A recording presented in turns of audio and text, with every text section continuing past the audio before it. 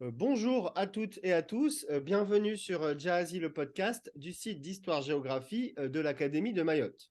Notre objectif est d'abord d'apporter un éclairage scientifique et pratique en interviewant des chercheurs, des enseignants, spécialistes d'une notion contenue dans les programmes d'histoire-géographie, de MC ou de spécialité. Jahazi le podcast, c'est ensuite le moyen pour notre discipline, dans une région géographiquement éloignée des grandes institutions scientifiques et culturelles, de garder une mémoire des entretiens donnés par les spécialistes. Jahazi le podcast se veut enfin un instrument d'auto-formation professionnelle conçu comme un écho des stages organisés dans le cadre du plan académique de formation. Alors aujourd'hui, nous avons l'immense honneur de recevoir Marie-Annick Lamiginaire. Marie-Annick Lamiginaire, vous êtes donc maître de conférence en géographie à l'Université de La Réunion, dans le Centre de recherche et d'études en géographie. Vos thématiques de recherche portent notamment sur les ports du bassin occidental de l'océan Indien, des ports continentaux, de l'Afrique du Sud au Mozambique, en prolongeant parfois vers la Namibie et la Tanzanie, et aux ports insulaires, les Comores, la Réunion, Madagascar, Maurice, Mayotte et les Seychelles. Pour animer ce podcast avec moi, comme à l'accoutumée, Monsieur Clément Camouly-Lecran, professeur d'histoire-géographie, formateur académique et chargé de mission d'inspection. Alors, Marie-Annick Lamiginaire, nous vous recevons donc aujourd'hui pour évoquer votre domaine de recherche, à savoir les problématiques inhérentes aux transports maritimes et transports aériens, et en particulier en Afrique australe et dans le sud-ouest de l'océan Indien. Alors, question traditionnelle pour démarrer ce podcast, est-ce que vous pourriez nous raconter ce qui vous a amené à vous spécialiser dans ce domaine de recherche? Bonjour, donc merci pour cette invitation. J'ai eu l'opportunité en maîtrise, puisqu'à l'époque on était encore sur le système de maîtrise, d'avoir une bourse pour partir en Afrique. C'était une bourse de la région Réunion et l'opportunité de travailler sur une ville nouvelle en Afrique du Sud qui s'appelle Richards Bay, puisqu'elle a été créée ex nihilo en 1976, donc vraiment l'archétype de la ville champignon. Et il manquait de données sur la dimension portuaire autour de Richards Bay, de sa zone industrielle portuaire. Et cette bourse de la région m'a permis donc, finalement d'aller quérir des informations, faire du terrain en Afrique du Sud, et donc dans la région de Richards Bay. Richards Bay, qui, soit dit en passant, est le premier port africain en termes de trafic, avec plus de 100 millions de tonnes de marchandises traitées. D'accord, alors juste une petite précision, parce que du coup je ne voyais pas, mais quand j'ai évoqué votre statut de maître de conférence, ce n'est plus le cas à La Réunion? Oui, je suis professeur des universités depuis 2021. Ah d'accord, bon alors bon, ok, bon, je Voilà. modifierai ça du coup, alors, ok, Il n'y a pas de souci. Il d'accord. n'y a pas de souci. Et Mazel Tov, du coup, hein, Mazel Tov, Bravo, évidemment. oui. Merci. Bon, d'accord. Clément, tu veux faire la première question du coup? Euh, oui, oui, très bien. Alors, du coup, Madame Lamiginaire, alors moi, une première question peut-être de définition. Est-ce que vous pourriez nous expliquer ce que c'est qu'une synapse, terme que l'on utilise généralement pour désigner les ports et les aéroports?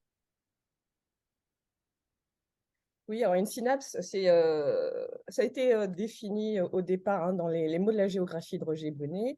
C'est un espace de communication géographique. C'est tout lieu de contact, de passage. Donc, typiquement, les ports, les aéroports sont des lieux de communication géographique par excellence, puisque ce sont vraiment des lieux de transbordement, d'arrivée, de départ.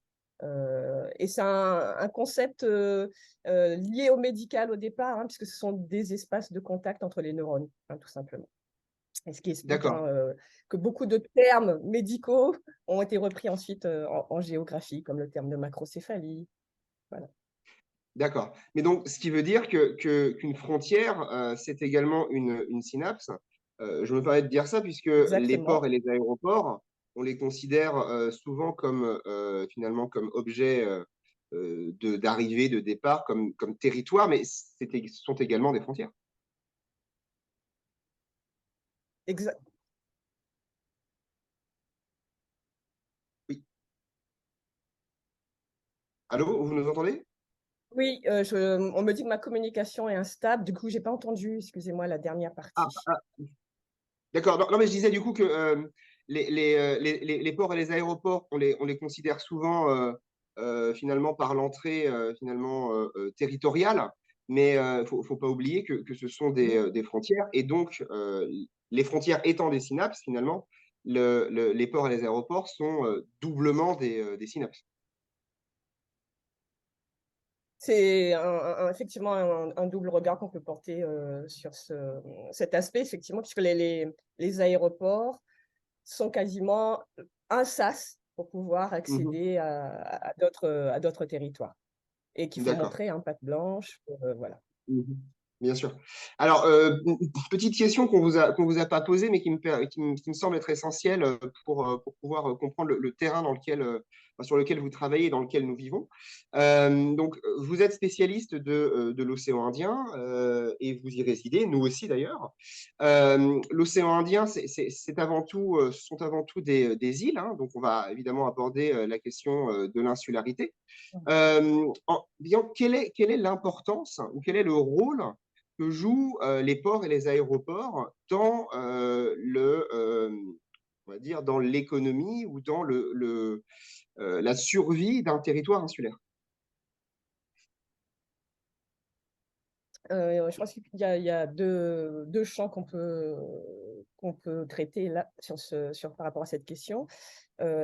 Premièrement, ce sont des portes d'entrée et donc de sortie, hein, pour ces territoires. Ce sont les seules portes d'entrée et de sortie avec les ports, puisque contrairement au continent, on n'a pas forcément de gare, pas forcément de frontières physiques. Donc, ce sont vraiment les portes d'entrée, les cordons ombilicaux, hein, pour les îles. Et j'allais dire, deuxième aspect, en même temps, ce sont, il faut bien noter que dans les espaces insulaires, en tout cas régionaux, 90 à 95% des marchandises passent par le port. Le reste, c'est du fret aérien, c'est-à-dire une portion assez minime. Et 99% des passagers passent par l'aéroport. Donc, on a deux, finalement, synapses bien déterminées avec des profils bien caractéristiques qui sont port pour les marchandises et aéroport pour les passagers. D'accord, très Ce sont bien. Et vraiment les deux du cartes coup, d'identité, hein, mhm. des espaces insulaires, avec cette dimension bien ancrée.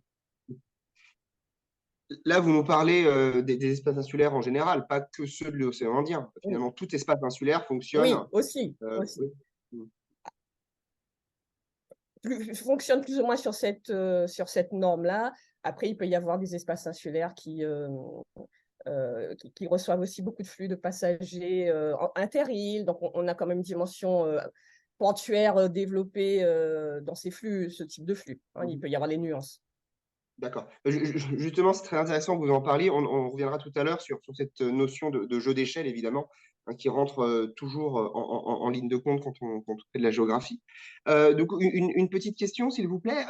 Quelle est la hiérarchie portuaire de l'océan Indien? C'est-à-dire, finalement, quand on regarde la zone dans laquelle nous sommes, quand on pense au port, moi, évidemment, je pense au port de Longoni, hein, bien évidemment. Si je pense à La Réunion, Mhm. je vais penser évidemment au port du port. Mais alors, du coup, est-ce que vous pourriez nous présenter finalement la hiérarchie des ports que l'on retrouve dans la zone? Alors, on peut dire qu'il y a deux niveaux d'échelle, voire même trois, hein, si on est à plus petite échelle, hein, mais effectivement, on peut partir de la grande échelle. Euh, le port principal, c'est le port de Port-Louis, donc à Maurice. Et on est à 8-9 millions de tonnes de marchandises traitées. En deuxième position, on va retrouver le port de la Réunion, puis le port de Toamasine, hein, donc à Madagascar, et les ports secondaires, parce que les flux sont moindres, hein, on est à moins d'1 million de tonnes de marchandises traitées, de Longoni ou de Moutsamoudou, hein, donc dans l'île voisine, hein, finalement, de Mayotte. Et donc ça, c'est vraiment un premier cadre. Les ports insulaires, avec Maurice qui joue le rôle de hub, hein, pour l'ensemble insulaire régional. Et une deuxième échelle un peu plus élargie, hein, qui regroupera les ports de la façade africaine et qui sont largement dominés par les ports sud-africains et notamment le complexe portuaire de Durban, qui est un peu plus de 83 millions de tonnes de marchandises traitées. Donc, c'est vraiment le leader portuaire pour ce bassin occidental de l'océan Indien. Et Richards Bay, qui est aussi un des leaders, mais qui traite que des vracs. Alors, la différence, c'est qu'on a les ports qui traitent des vracs. Les vracs, ce sont les marchandises qu'on déverse directement dans les cales du navire. Le charbon, le chrome, les minerais, pour faire simple. Et de l'autre côté, vous avez les ports plurifonctionnels qui traitent à la fois des conteneurs et des vracs. Et ce type de ports ont une dimension un peu plus marquée que les simples ports de vrac. Et Richards Bay est considéré comme un port de vrac. Les ports régionaux traitent des deux. Ils sont à la fois des ports traitant des conteneurs et de minerais, avec l'importation de charbon. Donc, voilà. Après, il y a des dimensions aussi dans la structuration portuaire. On peut dire dans l'absolu que Richards Bay est le plus grand port africain avec 100 millions de tonnes de marchandises.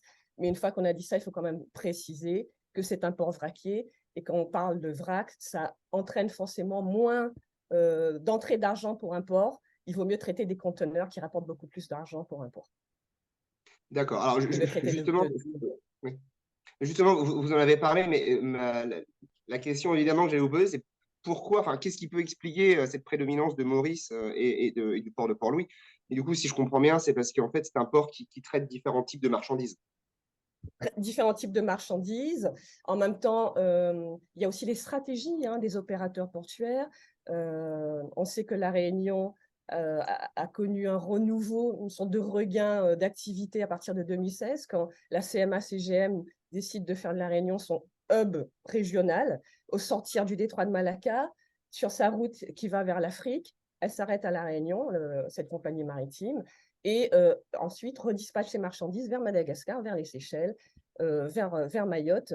Et dans la stratégie des compagnies maritimes, à un moment donné, on peut être sélectionné, être un nœud principal, et ça, évidemment, contribue aussi au rayonnement de chacun des ports. Et Maurice est typiquement aussi sur cette route, j'allais dire, qui traverse l'océan Indien et qui va vers l'Afrique et qui quitte l'Asie. Alors, justement, c'est très intéressant ce que vous dites. Vous parlez de stratégie d'entreprise. Moi, alors évidemment, je ne suis pas du tout spécialiste, mais de manière un petit peu peut-être innocente, j'imaginais que ce n'était pas les entreprises qui géraient, c'était l'État, c'était les collectivités territoriales. Là, du coup, d'après ce que vous me dites, c'est qu'en fait, ce sont également les entreprises et les collectivités territoriales qui se partagent le gâteau. Oui. C'est des stratégies, je veux dire, quand la CMA-CGM arrive à La Réunion, revient à La Réunion, parce qu'à un moment donné, elle avait choisi Djibouti, qui était pour elle de façon de rentrer en Afrique, une porte d'entrée. La CMA-CGM, forcément, passe un accord avec le port de La Réunion en lui disant vous agrandissez le terminal à conteneurs, ce qui nous fera revenir. Ce sont des accords qu'on passe à un moment donné, et j'allais dire, la fortune d'un port se fait et se défait en fonction justement des stratégies des grandes compagnies maritimes qui font la pluie et le beau temps sur les ports en réalité. Un port peut tomber dans l'oubli parce qu'il aura été écarté d'une route maritime. D'accord. Et alors, une dernière question, promis, et après je laisse la parole à mon collègue. Juste, histoire que dès le début, on ait effectivement ces éléments de définition que les collègues puissent les utiliser après. On parle de port et en sixième notamment, on doit aborder la notion de zone industrialo-portuaire. Alors, est-ce que vous pourriez juste nous expliquer, s'il vous plaît, ce que c'est que la différence entre ces deux termes? Alors, le port n'est pas forcément adossé à une zone industrielle-portuaire, mais on parlait de Richards Bay tout à l'heure. Pour vous donner un exemple concret, Richards Bay est une des plus grandes zones industrielles-portuaires du continent africain. C'est qu'on aura vraiment adossé au port, parfois à l'intérieur du port, des grandes entreprises qui travaillent en relation directe avec le port. Et à Richards Bay, on a ce qu'on appelle les Big Five, un petit peu en référence aux grands animaux, mais là, ce sont les grosses entreprises sidérurgiques qui sont adossées au port. On a des bandes transporteuses qui passent au-dessus des grillages portuaires qui sont directement connectés à cette zone industrielle portuaire. Et c'est vraiment cette synergie entre port et industrie qui fait qu'on parle de zone industrielle portuaire. Mais un port, dans l'absolu, n'est pas forcément adossé à une zone industrielle portuaire. D'accord. Et quand vous parlez de sidérurgie, c'est ce qu'on appelle la sidérurgie sur l'eau, justement? Oui, exactement. Et D'accord. à Richards Bay, on a les plus grosses entreprises de type aluminerie. On a aussi une grosse entreprise de fabrication de pâte à papier. On a une grosse entreprise de fabrication d'engrais. Mais tout ça vraiment dans le périmètre du port, donc à quelques encablures du port. Et le tout forme cette zone industrielle portuaire. D'accord. Merci beaucoup. Et du coup, pour continuer sur cette discussion, les ports dans les programmes, justement, avec nos élèves, on les aborde aussi dans le cadre de la mondialisation et donc dans le cadre des flux qui passent justement par ces entrées et ces sorties. Est-ce que vous pourriez nous dire comment justement évolue le trafic maritime de la région et comment expliquer justement cette évolution? Alors, pendant longtemps, l'océan Indien était un océan traversier. On avait les flux est-ouest, sortir des détroit de Malacca, remonter directement sur Ormuz, le canal de Suez. Et aujourd'hui, on a des ports qui finalement émergent. Le port de Colombo au Sri Lanka, le port de Delhi, de Calcutta. On a finalement aujourd'hui des entités portuaires qui sont en pleine explosion, en plein développement, en particulier aussi en Afrique. On a Mombasa, qui est aujourd'hui à plus de 30 millions de tonnes, Dar es Salaam, qui sont connectés à leur arrière-pays par des corridors. Une classe moyenne en Afrique qui est aussi en pleine explosion.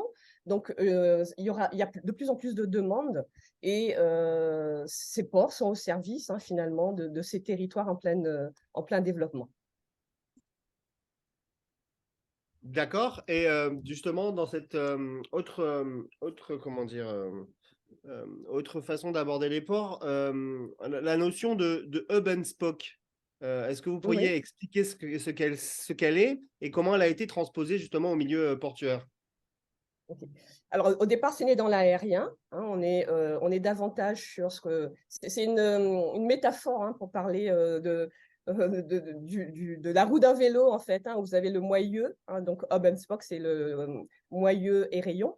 Et donc, le moyeu et les rayons qui viennent nourrir la roue du vélo. Donc, c'est pour dire qu'il y a ce phénomène d'alimentation.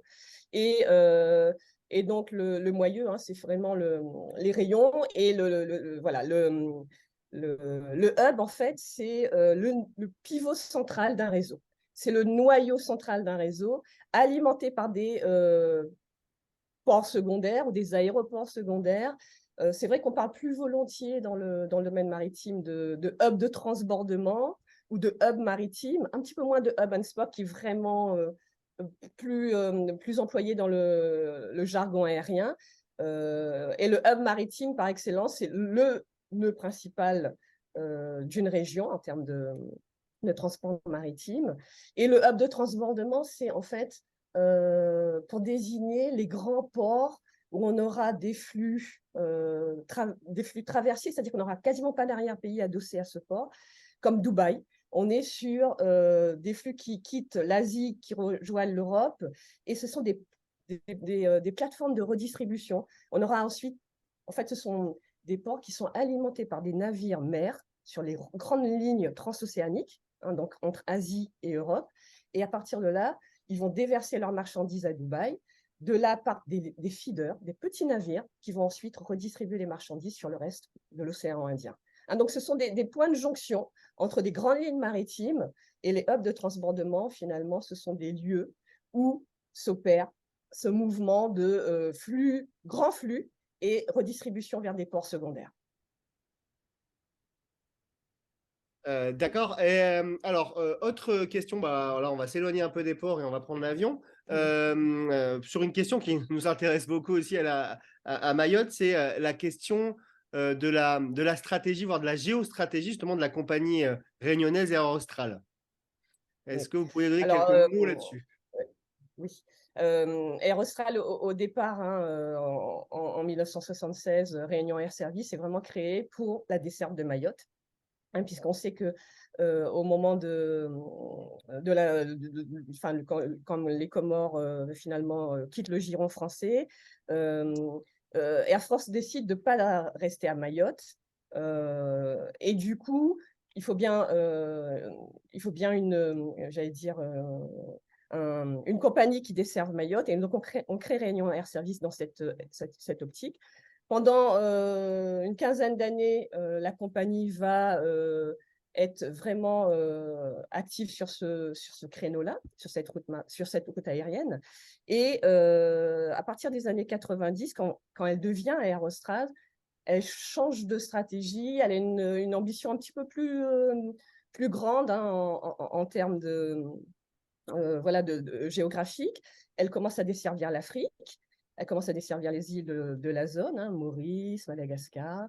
Et rapidement, en 2003, avec les faillites d'AOM, Air Liberté, on choisit de positionner, la région Réunion choisit de positionner Air Austral sur le long courrier, donc la desserte de la métropole. Et Mayotte reste quand même une desserte privilégiée. Et la géostratégie d'Air Austral, c'est on continue à desservir le grand sud-ouest de l'océan Indien. On devient en quelque sorte une compagnie régionale. En même temps, on garde ce lien avec la métropole. Mais l'architecture du réseau, c'est vraiment devenir une compagnie régionale, parce que si vous regardez, Air Austral dessert toutes les îles de la zone, est connecté à toutes les îles de la zone et même à plusieurs villes malgaches. Et lorsqu'elle devient finalement un des membres d'EWA lors de sa création en 2013, la stratégie, c'est de continuer finalement à asseoir cet ancrage sur le canal du Mozambique et sur cette portion de l'océan Indien. Donc, une géostratégie qui est vraiment insulaire au départ, par un petit peu par besoin et nécessité, on a cette dimension long courrier qui est ouverte en 2003. Mais si vous comparez avec Air Mauritius, qui a une stratégie de desserte des pays des pourtours de l'océan Indien, du pourtour de l'océan Indien, on voit que Maurice dessert 5 villes en Inde, dessert le détroit de Malacca, Kuala Lumpur, Singapour, elle dessert 3 villes en Afrique du Sud, elle dessert Dar es Salaam, le Kenya. Donc, elle a une stratégie vraiment de dessert du pourtour de l'océan Indien, alors qu'on peut dire qu'Air Austral a une desserte plutôt insulaire et régionale. Elle joue le rôle de compagnie régionale qui n'existe pas en réalité, concrètement.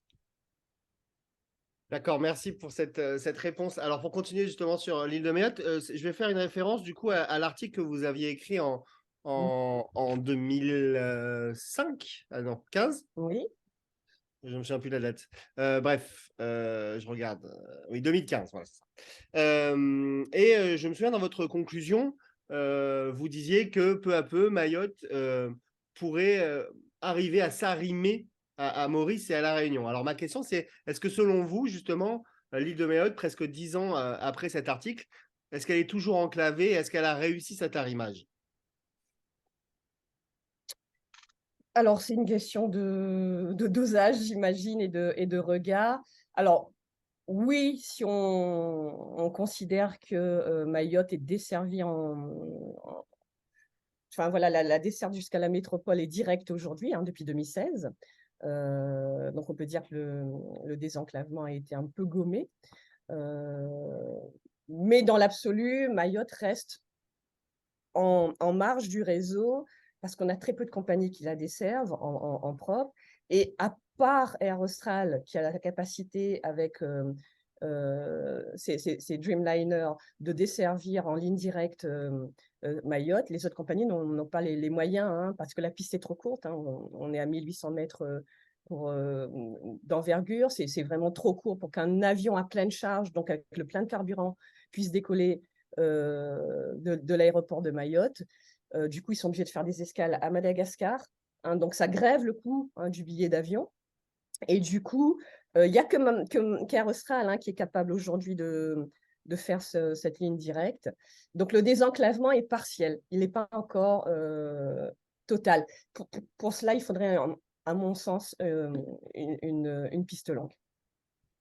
D'accord, alors vous y répondez partiellement, mais peut-être on pourrait approfondir un peu cela. C'est comment Oui. on pourrait expliquer justement cet isolement, cet enclavement de Mayotte au sein déjà de l'océan Indien et par rapport à la métropole?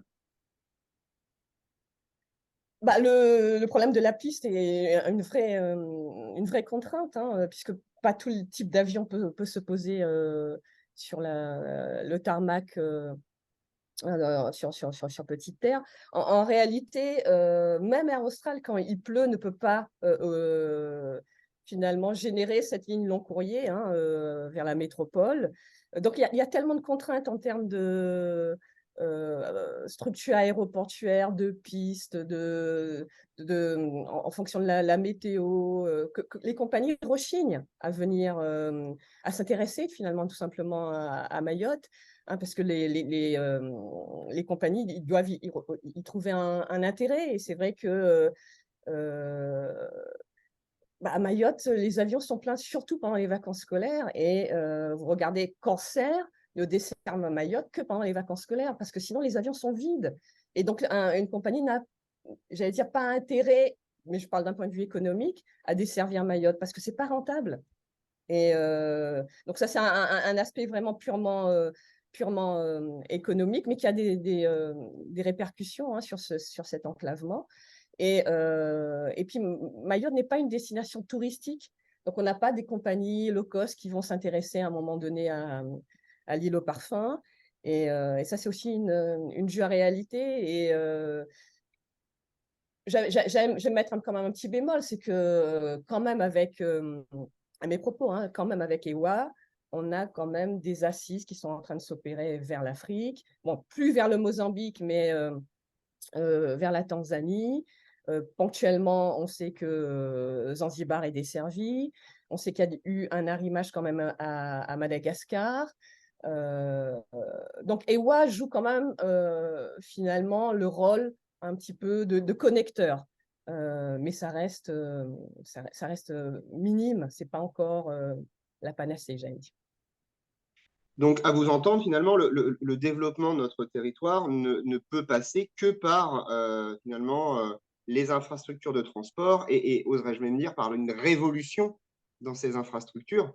En gros, sans piste longue, sans transformation profonde de ce qu'est l'aéroport aujourd'hui, on ne pourra pas, l'île ne pourra pas se développer économiquement, ne pourra pas rayonner sur la région et donc risque de rester toujours en marge.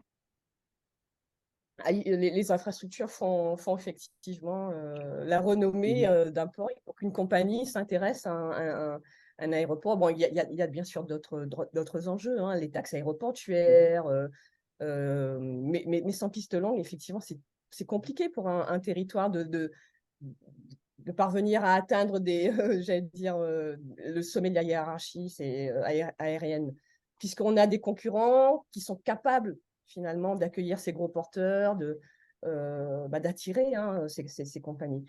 J'allais dire, si on était dans un environnement où peu de structures aéroportuaires, si on était sur les mêmes schémas en termes de taille d'aéroport, mais là, on a vraiment des concurrents sévères et qui sont capables de faire de l'ombre, du coup, à Mayotte, qui n'a pas les moyens finalement de ses ambitions. D'accord, très bien. Alors, on va rester dans le canal du Mozambique, mais on va changer de pays. On va aborder le cas du Mozambique que vous avez traité. Est-ce que vous pourriez nous présenter rapidement peut-être ce pays et finalement nous expliquer ce qui fait le dynamisme du port de Maputo? C'est vrai que je vous l'avoue très humblement, avant de préparer ce podcast, je n'avais pas conscience finalement de l'importance de ce port pour le Mozambique. Ouais. Alors, Peut-être un petit trait historique, hein, le Mozambique était en guerre civile de 1975 à 1990, hein, donc une longue plongée dans la guerre civile. Donc tout est à reconstruire, hein, au Mozambique depuis les années 90. Tout est à reconstruire, les infrastructures de transport, les infrastructures en général. Donc c'est un pays avec beaucoup de potentialités en termes de reconstruction, de réhabilitation, et en même temps c'est un pays avec d'immenses richesses gazières, charbonnières, mais de plein de types de minerais en réalité. Et Maputo a cette caractéristique d'être une capitale excentrée. C'est-à-dire que si vous regardez, hein, ce pays longiligne qu'est le Mozambique, Maputo est vraiment situé à l'extrême sud, à pointe méridionale quasiment du Mozambique, et elle est à quelques encablures de la frontière sud-africaine, à 60 km de la frontière sud-africaine. Donc Maputo travaille pour sa capitale, hein, donc sa ville, hein, capitale, Maputo même, la ville éponyme, et elle travaille aussi pour l'Afrique du Sud voisine, et l'Afrique du Sud participe à la réhabilitation des infrastructures de transport et utilise le port de Maputo comme fenêtre maritime. C'est-à-dire qu'elle va utiliser le port pour exporter ses minerais. Donc, le Mozambique, finalement, bénéficie un petit peu de cette j'allais dire, configuration économique qui fait que l'Afrique du Sud, ses ports sont saturés. Donc, elle a besoin des ports voisins. Donc, le Mozambique jouit un petit peu de cet effet d'aubaine en réalité. Et cette forme longiligne du Mozambique fait qu'on a longtemps parlé de ce pays en termes de fenêtre, façade maritime pour les pays enclavés voisins, hein, pour le Zimbabwe, pour le Botswana, pour le Swaziland. Et vous avez comme ça des corridors qui traversent le Mozambique et qui courent jusqu'aux pays voisins. Et en réalité, le Mozambique travaille énormément pour les pays enclavés voisins. D'accord, Et donc, c'est tout est très à intéressant. reconstruire. Ouais. D'accord, Tout oui, est à c'est très reconstruire au intéressant Mozambique. oui, ce que vous dites, parce que justement, j'imaginais pas en fait que l'Afrique du Sud, disposant de la fabuleuse façade maritime dont elle dispose justement, et en plus pays qui s'est construit par et pour les ports hein, à travers ses Mhm. relations avec sa métropole de l'époque. Bon, franchement, je ne pouvais pas imaginer à quel point en fait elle était dépendante du Mozambique et du port de Maputo pour exporter ses matières premières, alors que, comme vous le disiez tout à l'heure, elle a le port de Durban, le port de Richards Bay, qui sont des ports effectivement très, très importants. Donc finalement, finalement, d'une manière un petit peu peut-être cynique, la première richesse de Maputo, finalement, c'est la dépendance de l'Afrique du Sud vis-à-vis de son port. Oui, mais après, tout est relatif, hein. En fait, c'est encore une question de stratégie, c'est-à-dire que si on regarde l'indice de performance des ports, Durban est situé en Afrique dans les dernières positions, 47e position. Hein, il faut plusieurs jours d'attente avant de pénétrer dans le port de Durban. Et là où Maputo a joui d'un indice un petit peu plus de performance un peu plus intéressant, hein, à peu près à la 20e position. Et c'est en fait l'indice de performance, on le calcule, c'est l'entrée du bateau dans le port, le temps d'escale, en fait, le temps de décharger les marchandises, de remettre les marchandises à bord du bateau, sur tous les conteneurs. Et une fois qu'il a quitté la rade, on mesure cet indice par rapport à ce temps d'escale. Et c'est vrai que les ports sud-africains sont saturés et qu'il faut plusieurs jours d'attente, et que finalement, même les ports de la Réunion et de Maurice ont pu, à un moment donné, profiter de cette situation bloquée en Afrique du Sud pour pouvoir accueillir des escales de bateaux qui n'étaient pas prévues au départ. Et ensuite, on a des redistributions par des lignes régionales vers l'Afrique du Sud. Mais les ports sud-africains sont saturés et effectivement, l'appui logistique quelque part du port de Maputo est bienvenu pour les Sud-Africains. Alors, justement, ce que vous disiez sur l'appui des lignes secondaires qui rayonnent à partir de Maputo. Mm. J'ai juste une petite question du coup. Finalement, avoir un port, c'est bien beau, mais il faut impérativement que le port soit relié avec finalement à travers différentes voies de communication. Je suppose des routes évidemment pour les camions, je suppose évidemment des voies de chemin de fer peut-être Mm. pour tout ce qui est vrac.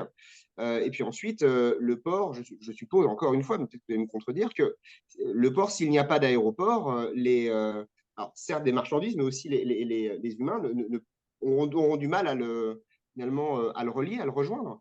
Donc finalement, le port, c'est un moyen de transport, c'est un hub parmi d'autres. Le port, oui, c'est le port de Maputo en général ou les ports Bon, en général? oui, alors, les ports en général, à travers l'exemple que vous expliquez, mais finalement, un port seul ne peut pas se comprendre en tant qu'il n'est pas relié à d'autres Ah bien, bien sûr, voies de un port communication. n'est pas un élément isolé, hein. Il fait partie de toute une Mhm, chaîne logistique. mhm, On parlait de Dubaï tout à l'heure. L'aéroport de Dubaï est relié vraiment de façon, j'allais dire, il est vraiment collé au port et les deux travaillent en synergie. mhm, mhm. Mais effectivement, un port ne peut pas se comprendre si on n'étudie pas les relations qu'il peut avoir avec son arrière-pays, si on n'étudie pas pardon, les flux qu'il génère, d'où ça provient, vers où ça part. C'est un élément d'une sorte de triptyque, en fait. Hein, on a l'arrière-pays, le port et l'avant-pays qui est l'horizon maritime sur lequel le port est ouvert en réalité. Mais on ne peut pas étudier un port pour étudier un port. Il y a d'autres dimensions qui rentrent en jeu. La dimension géopolitique, hein, comme on a vu pour Maputo qui joue le rôle un petit peu de fenêtre maritime pour l'Afrique du Sud. La dimension économique. Donc il y a effectivement hein, des enjeux qui se croisent dans ce type d'interface. Bien sûr. Alors, c'est justement ce qu'on appelle la mise en réseau. Alors, justement, deux petites questions, pareil, qu'on ne vous avait pas posées, je suis désolé, mais de définition pour les collègues. Ce que c'est que là, vous parlez beaucoup de l'arrière-pays, donc je suppose que vous voulez parler de l'Interland. Donc, C'est est-ce que vous ça. pourriez peut-être nous expliquer ce que c'est que cet Interland? Et ensuite, finalement, quand on parle de réseau en géographie, de quoi est-ce qu'on parle précisément? Si vous pouvez peut-être nous donner une définition que l'on pourrait peut-être réutiliser avec nos élèves. Ok. Alors, l'Interland, on l'appelle aussi donc, en français arrière-pays, c'est l'aire de chalandise d'un port. C'est là où il aura tous ses clients, qui peut être au-delà de la frontière, qui parfois croisent un autre Interland. Euh, En Afrique du Sud, par exemple, on peut dire que l'Interland de Durban va au-delà de l'Interland de Richards Bay. Il peut y avoir en fait une sorte de millefeuille. C'est pas parce qu'une entreprise est située à quelques encablures du port de Richards Bay qu'il va forcément choisir Richards Bay. Il peut aller à Durban pour des raisons pratiques. Hein, le quai est vraiment dédié à Durban pour ce type d'activité. Pour question de coût. Voilà, donc, ou le prochain bateau qui va s'arrêter à Durban, donc c'est plus avantageux, il arrive de façon plus rapprochée. Donc, il y a des stratégies hein, que mettent en place les entreprises dans l'Interland pour pouvoir choisir son port. Et il y a la question aussi de la desserte de cet Interland. Si l'Interland est bien desservi, cet arrière-pays, hein, finalement, qui peut être la métropole autour du port, mais qui peut être aussi tout un espace beaucoup plus vaste au-delà des frontières du pays, hein, comme pour Maputo. Donc voilà, on a cette dimension de connexion avec son arrière-pays et on choisit finalement son port. Une entreprise va choisir son port en fonction de la qualité de la desserte. Est-ce qu'il y a une bonne route qui mène au port? Est-ce qu'il y a un chemin de fer? Est-ce que il y a beaucoup de temps d'attente? Est-ce que le port est saturé? Donc tous ces éléments-là font que finalement les entreprises choisissent tel port plutôt que tel port. Et voilà, un Interland n'est jamais figé et c'est un espace en perpétuel mouvement et qui finalement épouse un petit peu les desiderata de la stratégie hein, qu'on veut adopter, des ports, mais aussi, un exemple, hein, récemment, l'Afrique du Sud a fini par ouvrir 24 heures sur 24 la frontière entre son pays et le Mozambique, ce qui fluidifie le trafic. Et ça a attiré beaucoup plus de flux du côté de la frontière de Rezano Garcia et a redonné un peu plus de vigueur au corridor de Maputo hein, qui court jusqu'à la capitale sud-africaine. Et voilà, donc je me suis peut-être un petit peu perdue, mais Non, pas du tout, pas du tout. pardon. Au contraire, Ouais, ça permet justement de revenir sur l'exemple de Maputo. Alors, et donc, oui, ma deuxième question, oui, pour c'était sur ce l'aspect que... réticulaire, Oui, voilà, donc c'était un réseau. voilà, le réseau, où on parle encore voilà, de système réticulaire, on a souvent des nœuds centraux qui sont connectés entre eux, et ces nœuds centraux sont alimentés souvent par des nœuds secondaires et de plus petite taille, mais qu'on soit de taille lilliputienne, j'allais dire, ou de taille principale au sommet d'une hiérarchie, tous les nœuds d'un réseau sont importants. Après, bien sûr, le nœud principal va jouer un rôle moteur ou majeur, mais tous les nœuds d'un réseau sont importants, même celui qui est secondaire. D'accord, merci beaucoup. Alors, une dernière question sur le Mozambique, et puis après, Mhm. je laisse la parole à mon collègue. Alors, bon, je ne connais que très très peu le Mozambique, mais c'est vrai que quand on regarde un petit peu son PIB, l'IDH, etc., Mhm. on se rend bien compte qu'effectivement, c'est un pays en voie de développement. En tout cas, ce n'est pas un pays qui fait partie clairement des nord économiques, et je mets toutes les Mhm. guillemets Mhm. possibles et imaginables. On comprend bien hein, d'après ce que vous dites, que le port contribue hein, de son développement et lui permet finalement de rattraper une forme de retard qu'il aurait pu accumuler du fait de ses situations politiques internes pendant 25 ans. Moi, ma question, c'est finalement, le port, c'est bien beau, mais il faut bien des entreprises qui travaillent dedans. Les entreprises, Mhm. généralement, dans les pays en développement, ce sont des entreprises étrangères. Le Mozambique, on le sait, hein, dans le canal du Mozambique, c'est Total qui vient pour notamment prendre le pétrole. Donc, ma question, qui Mhm. n'en est pas vraiment une finalement, parce que j'imagine que vous n'allez pas vraiment me contredire, mais finalement, le Mozambique est fortement dépendant des entreprises étrangères. Donc, finalement,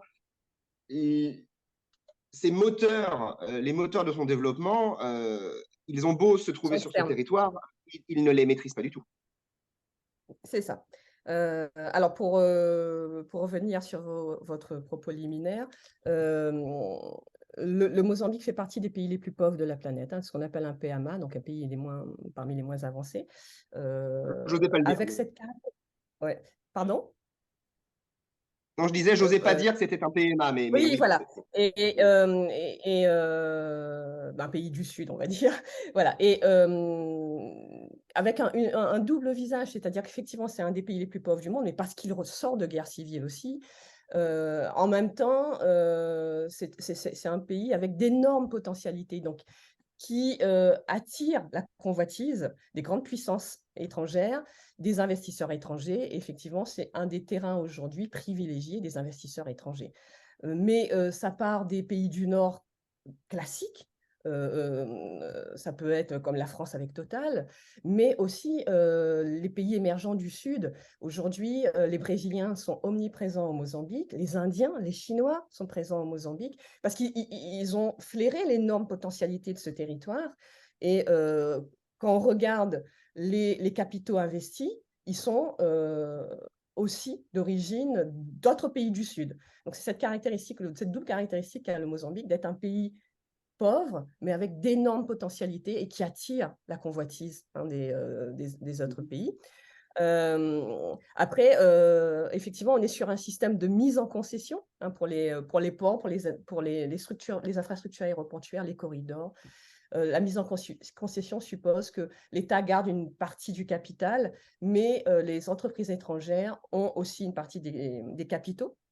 Et typiquement sur le port de Maputo, vous avez le groupe DP World de Dubaï, le grand opérateur portuaire de Dubaï, qui a investi donc à Maputo. Vous avez le groupe Grindro, qui est un des géants maritimes de l'Afrique du Sud.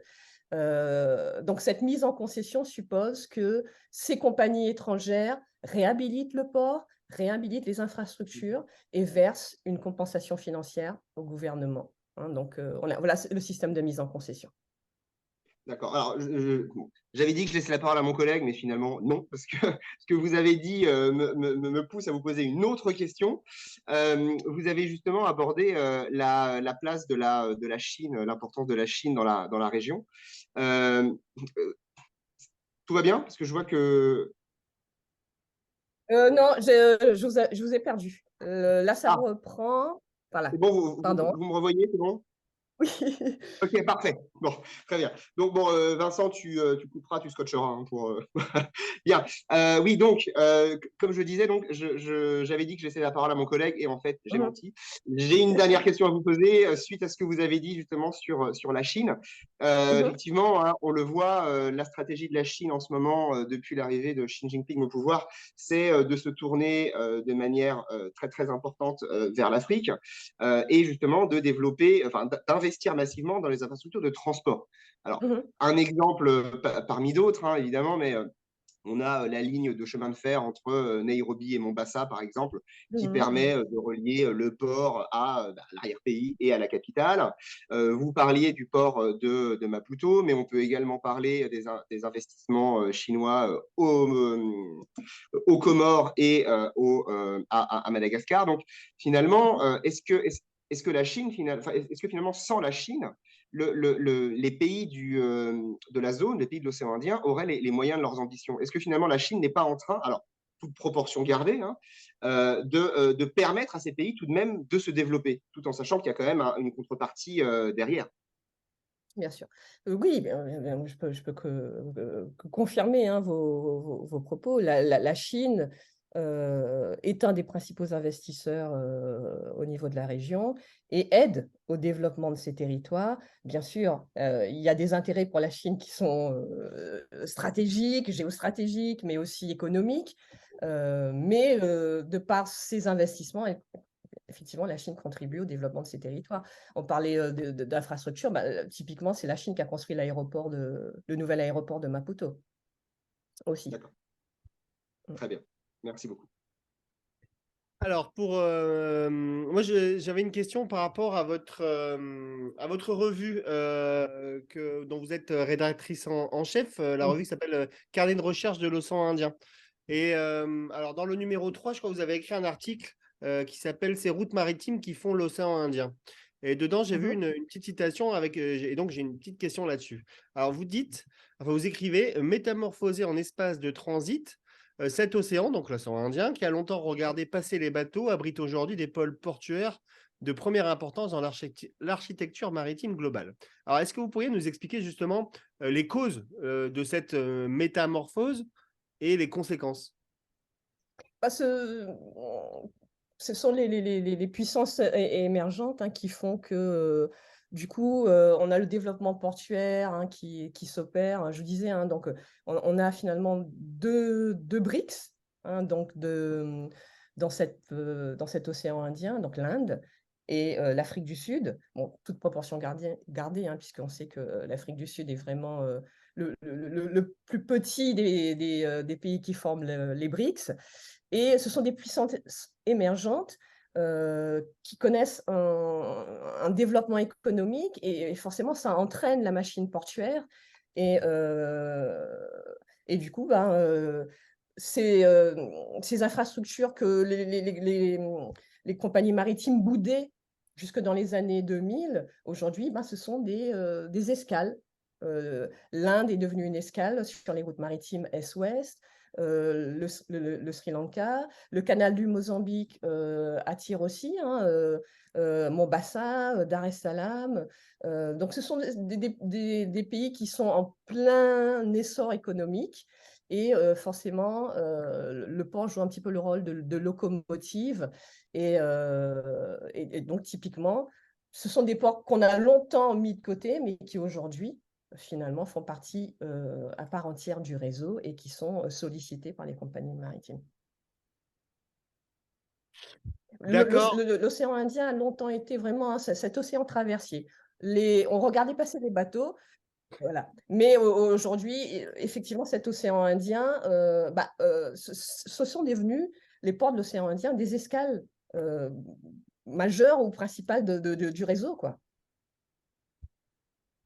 D'accord, merci beaucoup Marie-Annick Lamiginaire. On arrive à la fin de notre heure d'entretien. Donc c'était évidemment passionnant, parfaitement clair et j'espère que ce sera aussi clair pour nos collègues sur ces questions de port, de désenclavement, d'enclavement, de flux.